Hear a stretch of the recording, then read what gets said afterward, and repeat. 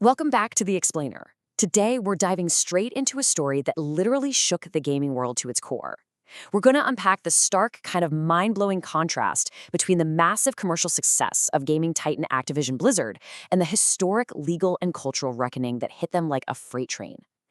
This isn't just a story about one single company making mistakes. It's really about a foundational shift in how games are made, and ultimately, the people who make them. To really grasp the sheer scale of this reckoning, you've got to understand the size of the beast we're talking about. $8 billion. By 2020, Activision Blizzard was the undisputed heavyweight champion of North American video game publishers, pulling in over $8 billion in revenue. And that absolute financial dominance, that was fueled by mega franchises like Call of Duty, which, let's be honest, had completely redefined the gaming landscape since it first dropped back in 2003. By all traditional corporate metrics, they were sitting on top of the world. But, as you probably know, behind that glossy, insanely profitable facade, a massive storm was brewing. Enter the state of California. In July 2021, the California Department of Fair Employment and Housing, the DFEH, dropped an absolute bombshell of a lawsuit. And this wasn't just some sudden, out-of-nowhere filing either. It was the culmination of a rigorous 2-year-long investigation into the company's internal practices. And the allegations they brought forward? They were severe, they were systemic, and they were deeply disturbing. Okay, let's dive into part 1 here and define the specific allegations. The frat boy culture. The structural foundation of this whole issue was, quite frankly, incredibly skewed. The lawsuit pointed out a really stark demographic imbalance, highlighting that the company's workforce was 80% male. And according to the state's investigation, this massive disparity created a toxic feedback loop. It allegedly contributed to a highly hostile atmosphere for the 20% of female employees, essentially marginalizing them in hiring, in pay, and just in their day-to-day interactions at the office. And this wildly unbalanced environment allegedly bred what the state flat-out called a frat boy culture. Have you heard of a cube crawl? Well, it was one of the most glaring examples cited in the suit. The lawsuit alleged that male employees would drink heavily right there in the office, literally moving from cubicle to cubicle, making inappropriate advances towards their female colleagues, all while actually delegating their own work off to those same women. Things got even darker from there. The allegations detailed a hyper-toxic environment where top developers at Blizzard were basically treated like untouchable rock stars. Because their games were pulling in so much money, their misbehavior was allegedly just ignored by HR. The filings detailed an infamous hotel room during a 2013 convention nicknamed the Cosby Suite, named after a developer's known reputation for harassing women. And most devastatingly, the suit included tragic reports of a female employee who took her own life during a company trip after facing intense, targeted harassment. Which brings us to part 2, the employee uprising. Now, you might be wondering, how did the corporate brass react to all this initially? Fiercely defensive. Activision executive Fran Townsend sent out an internal email calling the lawsuit meritless and irresponsible, claiming it presented a distorted and untrue picture.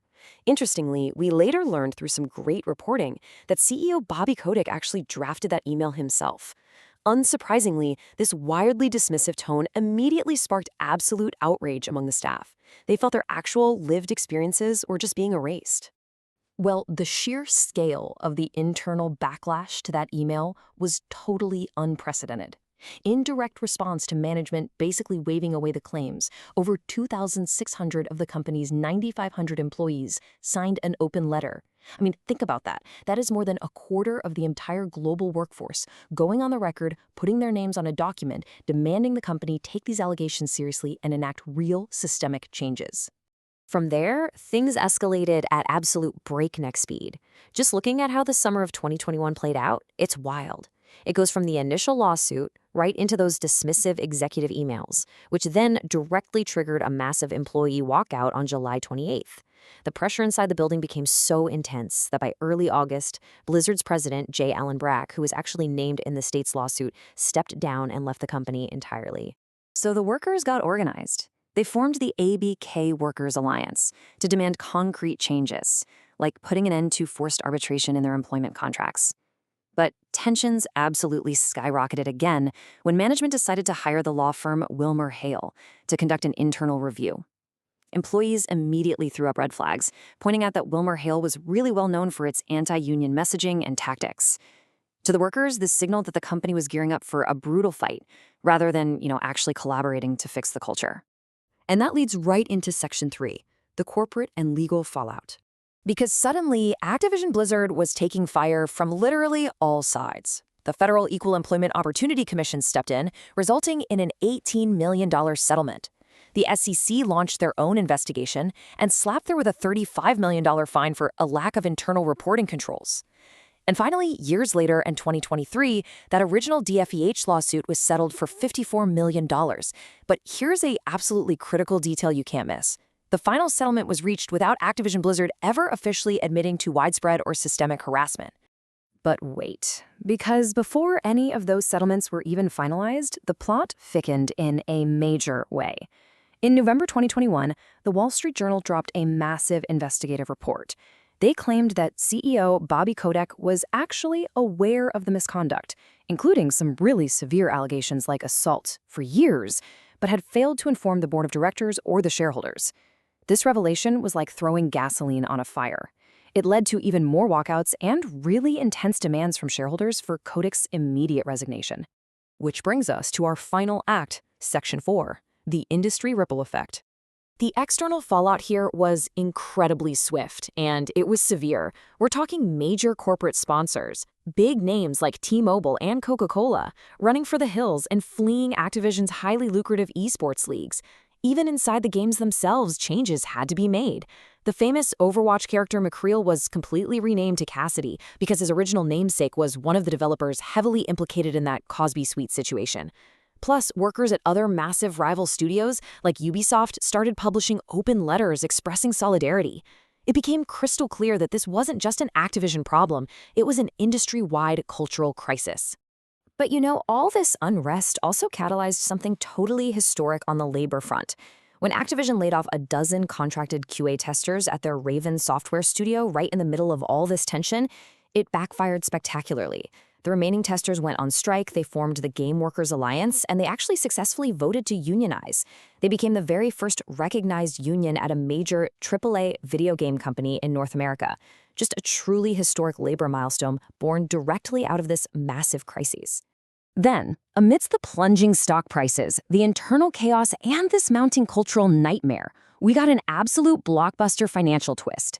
Microsoft swooped in. They announced their intent to acquire Activision Blizzard for a staggering $68.7 billion. Yep, billion with a B. Reporting at the time indicated that the board of directors, who were getting really anxious about Kotick's leadership and the plummeting stock value, quickly agreed to Microsoft's buyout as a way to secure a graceful exit. To this day, it remains the largest tech acquisition in history. So as we wrap up this explainer, I really want to leave you with a crucial question to chew on regarding the future of the people who make the games we all love to play. Can true cultural change actually be bought through a $68.7 billion acquisition? Or does ensuring a safe, genuinely equitable workplace require a fundamental dismantling of the entire video game industry's rockstar system? It's a massive question, and it's one the industry is going to be answering for years to come. Thanks for learning with me today. I'll catch you in the next one.